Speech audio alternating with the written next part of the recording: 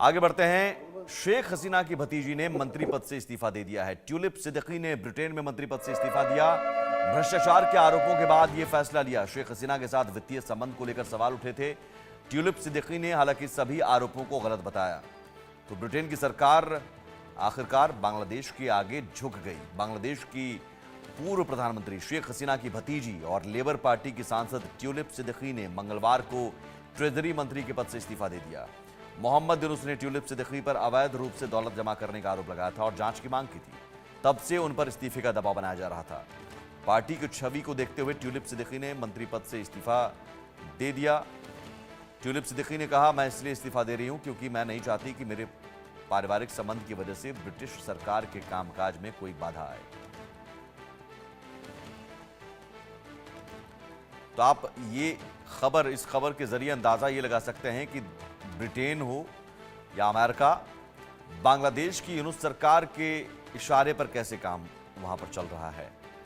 बांग्लादेश की मोहम्मद यूनुस की सरकार जो कहती है ब्रिटेन से कि आप इसे हटाइए, आप इनके खिलाफ जांच की मांग की उन्होंने की ट्यूलिप सिद्दीकी के खिलाफ, और जांच की मांग के साथ ही इस्तीफे का दबाव भी पड़ा।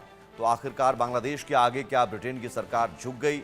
शेख हसीना की भतीजी हैं, इसलिए मोहम्मद यूनुस के टारगेट पर, क्योंकि शेख हसीना को न सिर्फ बांग्लादेश प्रत्यर्पण की मांग की जा रही है शेख हसीना की, बल्कि शेख हसीना के जो रिश्तेदार हैं उन्हें भी टारगेट किया जा रहा है। शेख हसीना की भतीजी हैं ट्यूलिप सिद्दीकी, क्या इसीलिए उन्हें टारगेट करके उन पर इस्तीफे का दबाव डाला गया, उन पर आरोप लगाए गए और जांच तक की मांग की गई। अब यहाँ पर बांग्लादेश की संपत्ति लौटाने तक की मांग हो रही है। तो मोहम्मद यूनुस हर वो काम कर रहे हैं जो शेख हसीना के खिलाफ हो या फिर भारत के खिलाफ हो, क्योंकि शेख हसीना जब तक थी बांग्लादेश में सब कुछ बेहतर तरीके से बांग्लादेश में चल रहा है। अभी मौजूदा स्थिति यह है कि बांग्लादेश की यूनुस सरकार पाकिस्तान के इशारे पर, चीन के इशारे पर चल रहा है। सीमा विवाद भारत में के साथ सीमा विवाद बना हुआ है और सीमा विवाद में भारत के खिलाफ लगातार वो बयानबाजी चल रही है। और अब ब्रिटेन में जो ट्यूलिप सिद्दीकी है, शेख हसीना की भतीजी, उन्हें इस्तीफा देने के लिए मजबूर होना पड़ा। रैनिक दत्ता हमारे साथ जुड़े हुए हैं। रैनिक, ट्यूलिप सिद्दीकी शेख हसीना की भतीजी हैं, यही वजह है कि उन्हें टारगेट किया गया, और क्या मोहम्मद यूनुस के आगे, बांग्लादेश के आगे ब्रिटेन सरकार झुक गई? देखिए, ट्यूलिप सिद्दीकी के नाम पर बांग्लादेश की तरफ से ही कंप्लेंट किया गया था और बांग्लादेश की तरफ से शेख हसीना का भतीजी ट्यूलिप सिद्दीकी जो कि यूएस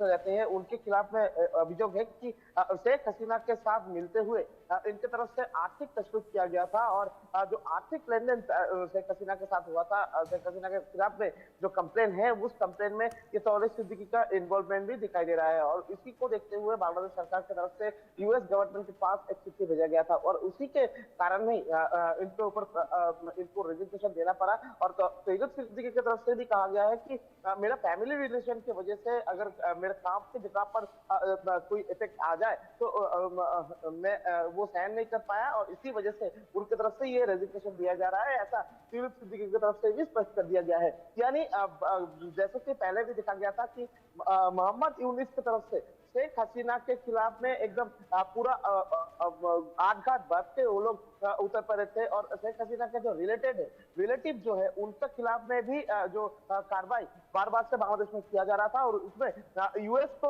अभी इन्वॉल्व करने का जो कोशिश वो बांग्लादेश की तरफ से किया गया था और इसमें अभी यूएस का इन्वॉल्वमेंट भी सामने आ रहा है।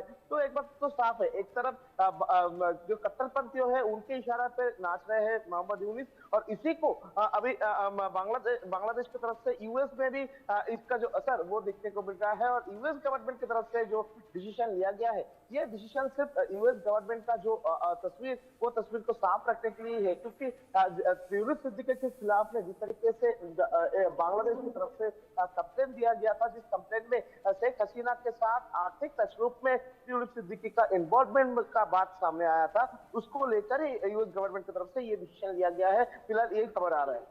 नहीं, तो सवाल ये ब्रिटेन सरकार पर है, आखिर क्या मजबूरी है कि मोहम्मद यूनुस जो कहते हैं वो ब्रिटेन सरकार करने लगती है?